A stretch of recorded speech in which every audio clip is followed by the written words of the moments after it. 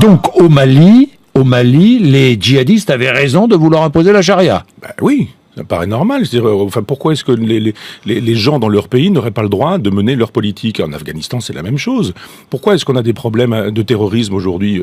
Les musulmans sont pas des imbéciles non plus. C'est-à-dire, on leur mène une guerre chez eux.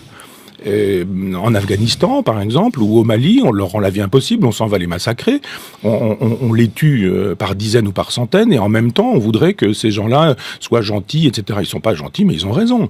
Autant je suis sur une lutte athée en disant que l'islam ne me convient pas, autant que l'islam est dangereux. Mais autant je trouve que sur le terrain politique, il n'y a aucune raison pour qu'on aille faire la loi chez les autres. Pourquoi est-ce qu'on fait la loi chez Kadhafi, par exemple? Pourquoi est-ce qu'on fait la loi au Mali? Et pourquoi est-ce qu'on la fait pas au Pakistan? Pourquoi est-ce qu'on la fait pas au Qatar? Pourquoi est-ce qu'on la fait pas à Cuba? Ou pourquoi est-ce qu'on la fait pas en Chine?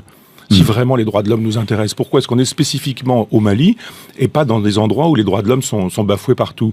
Alors, moi, je trouve normal qu'au Mali, où il m'est arrivé d'aller, la politique puisse exister. Une politique parce que nous défendons d'autres valeurs que les valeurs défendues par les djihadistes du Sahara. Oui, mais ils sont chez eux. Et on ne va pas faire la loi chez les musulmans, enfin dans les pays musulmans, que les musulmans fassent leur loi.